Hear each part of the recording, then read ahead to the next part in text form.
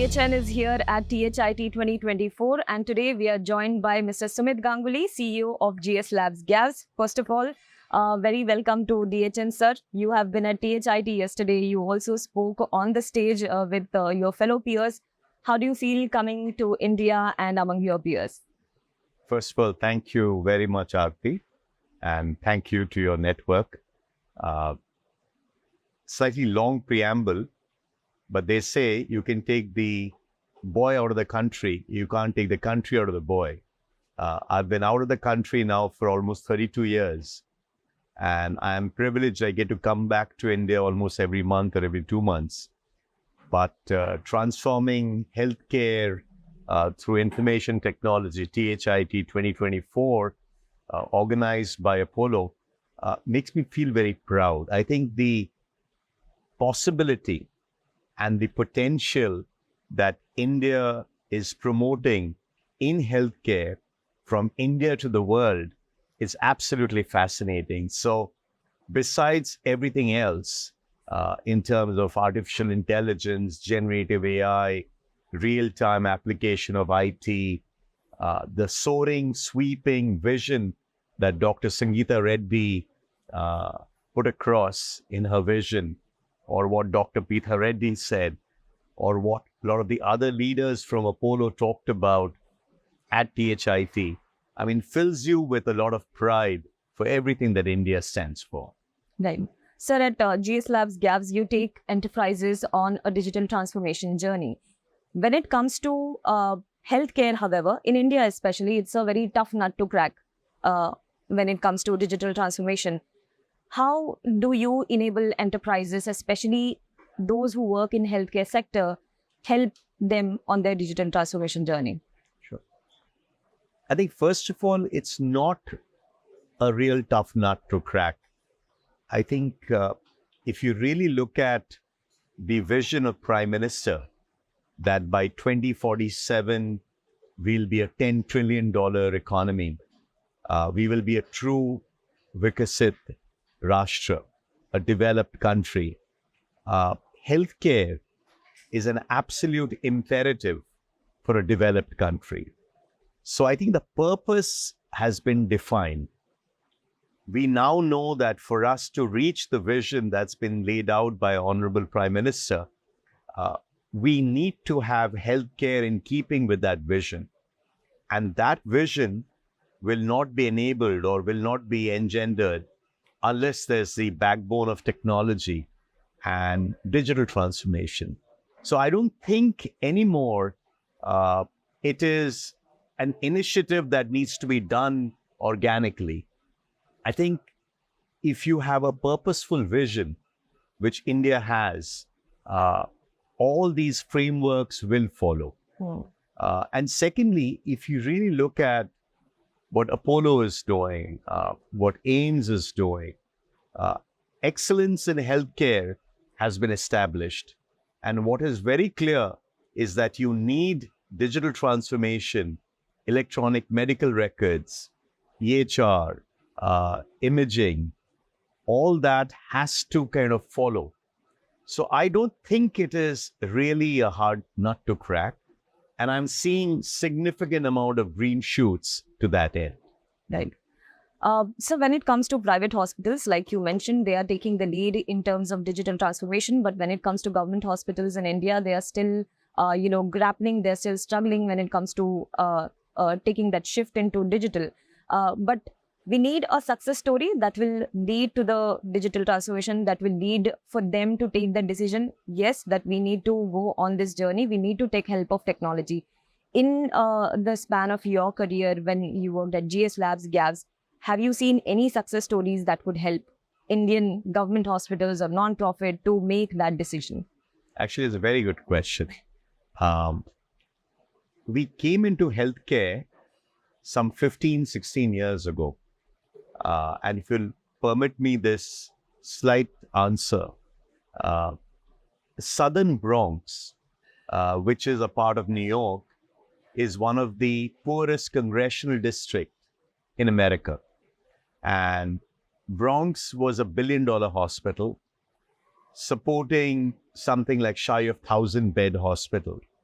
But because it was one of the poorest congressional districts, they needed to do something different.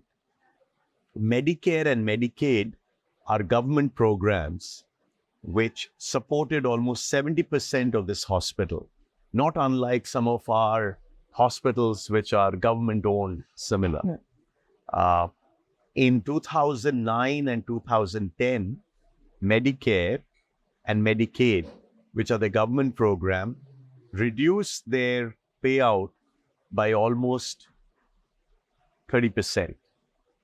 And to that end, Steve Anderman, who was a president, needed to do the same old thing for almost 50, 60 million less. He could not reduce clinical management because it was serving the poorer congressional district. So he applied technology, and that's where GS Lab GAVS got in. We started doing a lot of virtualization of their data center. We virtualized their desktop. We supported their entire infrastructure management.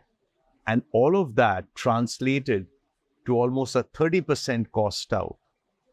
So this hospital in Bronx, New York, was being supported by my leaders out of Chennai. And India supported a 30% cost out to the hospital. And that saving was then used to support some of the underprivileged folks in that part of the world. I use that story because that is something that can be replicated here. I was again talking to a lot of the CEOs of larger hospitals in India. Data interoperability becomes very critical. You have this whole concept called cloud physician. Where you're born should not determine the kind of care you should be getting. And that can only happen if you apply technology there. If you're able to use cloud technology for a small village near Patna can be served by hospitals in Delhi by having a trauma patient being reviewed and looked at by a group of physicians in any of the larger metros. Those are kind of things that are real now. That along with AR and VR. I mean, the whole idea that people should know about colonoscopy, and in these smaller areas, if they could do something called artificial AR and VR, virtual reality or augmented reality, they could actually understand what will be done. Technology is going to be very, very important. And an important thing, again, that we can learn from the Prime Minister's initiative. A few years ago, if you and I were told that we could drink coconut water from a small tailor and he will really scan the barcode and you could make that payment, that would be a myth. And that's become reality. The advantage of India is we can leapfrog technologies. We didn't have to go through the mainframe technology. We jumped directly into microcomputers. Our mobile proliferation is so high. So if we are able to leverage a lot of these social media, technology, mobile technology, artificial intelligence, I think permeating it to the larger portion of our population, which is in the rural areas and village, could be of great help. So you spoke about UPI, and in India, it's now a phrase that UPI moment. So whenever we talk about other sectors, we talk about technologies that could be UPI moment of those sectors. What do you think in healthcare technology specifically? What could be that UPI moment for healthcare? As you can realize, I'm quite impressed and influenced by the Prime Minister. And he often says it, right? यही समय है और सही समय है. I think the inflection point of technology in healthcare is now. AI can be a massive democratization of technology companies. It can be a massive democratization for nations. And I think if we can jump in and really harness the data in genomics, kudos to Apollo Hospital, Dr. Sujoy and others who have brought in leaders from Cambridge University, Harvard, MIT. They all spoke about this whole concept of blood count data bank, data from genomics. All of that can actually be used in a large portion of India. So I think the moment is now. And I think the leadership that's being shown by Apollo Hospital, Dr. Sangeeta Reddy, Dr. Preetha Reddy, and the vision by Dr. Pratap Reddy. And I say that because we've been watching and hearing them for the last couple of days. I think this is the moment for India, and I think we should grasp it. And there's a Latin term, carpe diem, let's seize the day. And I think it's important we do that now. Absolutely. Sir, you have been working in US, as you rightly said, for 15, 16 years. You have been helping healthcare institutions in US through GS Labs, GAVS.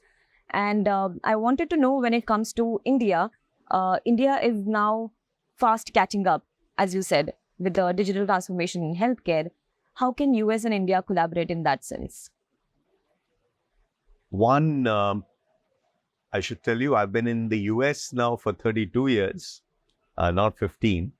We got into healthcare technology in a big way over the last 15, 16 years. I think I was at the JP Morgan Healthcare Conference, which is one of the largest healthcare conference in the US, and it's held in San Francisco. It was the 42nd healthcare conference, and we had something like 80 CEOs from some of the largest of the hospitals, each 25 billion, 40 billion, 40 hospitals. But interesting thing are the whole of American healthcare industry is plagued now with a lot of financial losses. Most of the hospitals are either making massive losses or they are at a razor thin margin. And that's largely because post-COVID, the elective surgery was stopped. There was a seismic shift in what they were able to do. So the hospitals were facing some existential crisis. I think these hospitals can largely leverage offshore outsourcing, expert systems, technology development, technology support. If you look at what financial services have been doing, what manufacturing have done, what retail have done, where they've leveraged India and have really succeeded in promoting technology and cost outs by leveraging India, I think they can replicate that very well. And I think today, the healthcare industry in the US is poised to leverage India. And as I mentioned, things like interoperability, a lot of implementation of cybersecurity development, work in the area of patient engagement, actually implementing health inequity initiatives. I think leveraging India from a technology point of view is immense. And we have a joint venture with a company called Premier Inc. Premier does group procurement for something like 4,000 hospitals, almost $65 billion. We've been again working with Premier Inc. now for the last 6 years. And through Premier, we are being introduced to almost 40 of their hospitals, where we are taking some of the offerings from GS Lab GAVS and Premier and India to some of these larger hospitals. And I think you're going to see more of this from India to the world. Absolutely. Yesterday, I was listening to Sangeeta Reddy ma'am also when she spoke about how India can become the back end when we leapfrog into healthcare technology. You also aired similar views now. I want to know, what are your plans when it comes to India taking on that momentum? What are GS Labs, GAVS plans for the next 5 years in India? We are focused to be a leader in the healthcare sector. In the healthcare sector, we work with providers, which are hospitals, payers, which are insurance companies, life sciences or pharma, and medtech. For a very interesting pharma company, we are implementing an AI initiative where we are trying to optimize their ocean cargo and air cargo. Earlier, the companies did manufacture to order. And after the order is done, they need to then decide on the delivery mechanism. And very often, they use air cargo. A very important part of America now is sustainability. Air cargo is almost 44 times more of carbon footprint compared to ocean cargo. And it's 14 times more expensive. We are working with some of these pharma companies in optimizing their manufacturing model. I talked to you about some of the interesting work that we're doing for healthcare providers.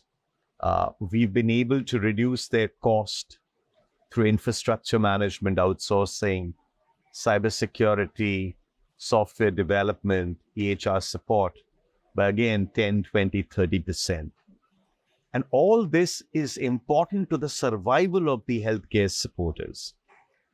We're working with a whole host of payers for the longest time. So our focus is to build a very purposeful organization. We run an organization which is value-driven. We believe in the whole concept of respect, integrity, trust, and empathy. I call it our right values. And I think we will build on these right values and create a very purposeful organization focused in healthcare.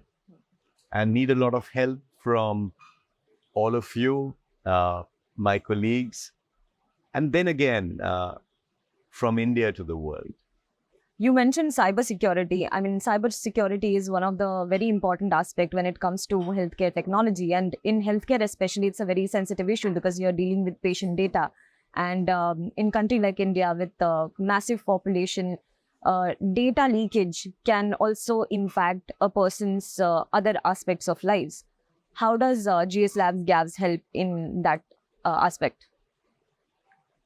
Well, we've been working with a large number of healthcare providers where the role of the Chief Information Security Officer, as well as not to kind of be too technical, but there's various aspects to cybersecurity. There is entry point, there is this whole concept called identity and access management. There is governance and risk compliance. And then there is threat identification and threat defense and remediation. We work in all those spectrum. We support a large number of providers and have the whole concept of a platform, process, and people there. But US has been working on this whole healthcare security and governance and adherence to statutory rules since almost 2009, 2011. You now have the new DPDP rule, this whole Data Protection, Data Privacy Act. I think India can learn a lot from US in that area. The methodology that was adopted, the adherence that was adopted, the approach that was adopted, all of that can be supported from some of the learnings that we've had in the US. We actually had Chime which is the College of Healthcare Information Management Executives. They had their forum and their annual meet 2 days before. They actually precede THIT.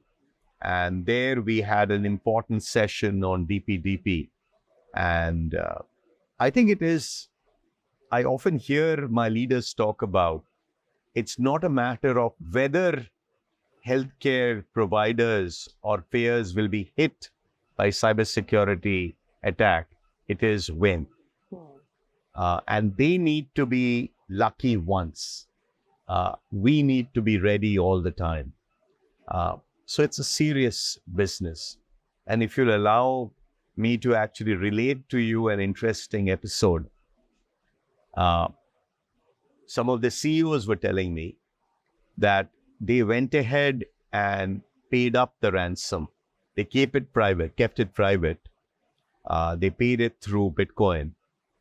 But then they received a customer satisfaction survey from the ransom attackers asking them, were you satisfied with our service after you made the payment? Imagine the audacity.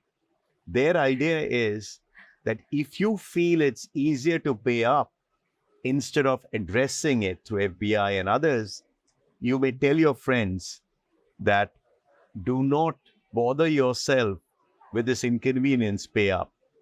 So that's the level of pervasiveness that's happening in the cybersecurity area. Wow. I think India needs to absolutely be very, very alert about this, and they need to absolutely be attentive to this absolutely impending threat. And we are surrounded by inimical forces. And I think cyber attack and cyber warfare is real.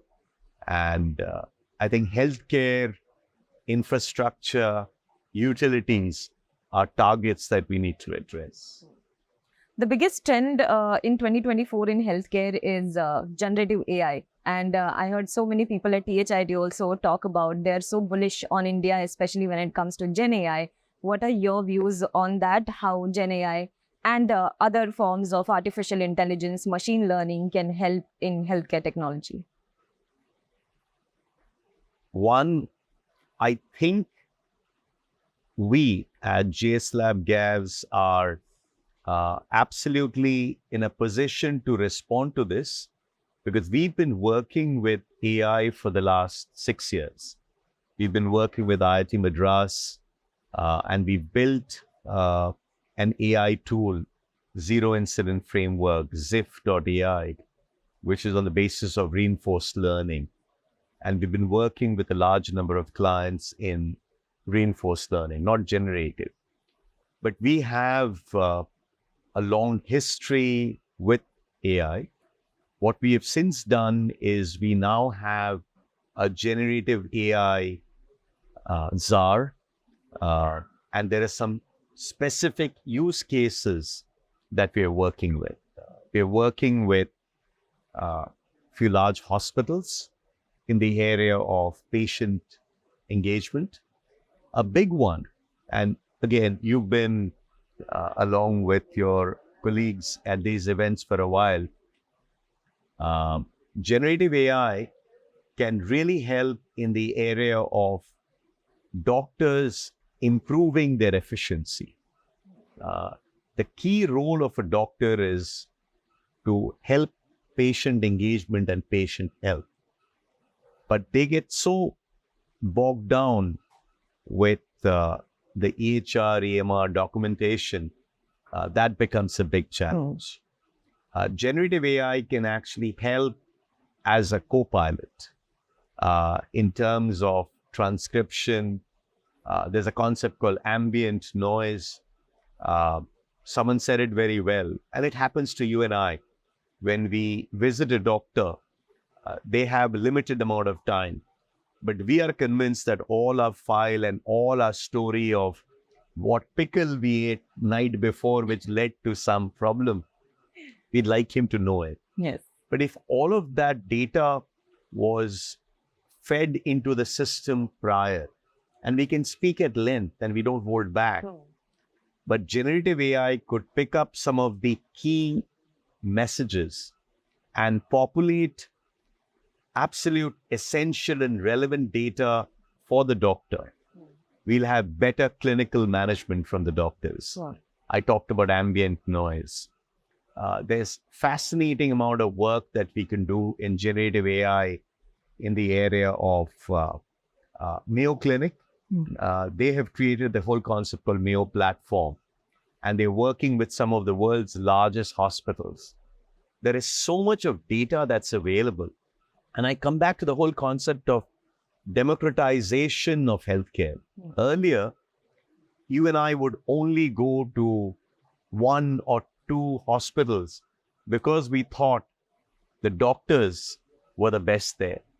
What you were really talking about, that the doctors there had best access to technology, they had best access to information. Now, if that access to information is democratized, and Google is playing a very key role there. The whole thesis of Google was to democratize information.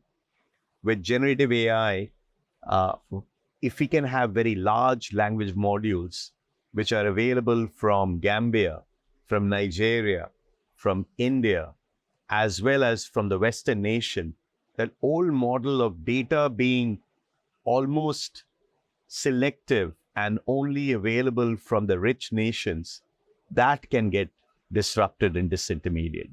So I am very, very encouraged. And as I said again, yahi samay hai, sahi samay hai for us to seize this and use India to kind of leverage us as a world nation in healthcare, both from a service provider in technology as well as a healthcare provider to a larger population. Sumit, you bring a very unique perspective to this conversation. And any industry-wide shift needs a support from the government as well. In India, government has been already doing ABDM, that is Ayushman Bharat Digital Mission. Through NHA also, they are launching several initiatives and pushing for digital transformation in healthcare. What more do you think can the Indian government do, and what will be your message to them? First, you're absolutely spot on. I think Ayushman Bharat, the whole digital mission, and a whole host of others, those are critical. I think leaders like Apollo Hospital, AIMS, and many others will and can play a very key role with the government. I think the government has become, the central government has become very aware and very committed to everything that needs to be done to the Vikasit Rashtra. And I come back to it that it's not just platitude. If you're serious about being a developed nation, privacy, data protection, absolute interoperability of data, ensuring that there is significant amount of sharing of information across the board, those become critical. And I think if there is some way or form the government can realize, and I know they realize, if they can go ahead and explain that in smaller dispensaries or in primary health and others, it's important to have technology which is as important to meet their business imperatives or mission imperatives, along with just having doctors. I think that would help. I think the government is exceptionally good, and the Office of the Prime Minister, to promote a concept. And I think if it could be promoted that information technology in healthcare is as important to healthcare delivery, I think it'll serve us very well. Thank you so much, Sumit, for this very engaging conversation. Personally, for me also, it was a good learning opportunity. And I'm sure your peers in India and US will have a lot of key nuggets to take away from this conversation. Thank you so much very for much. giving your time. And it's an honor. Thanks very much. Thank you.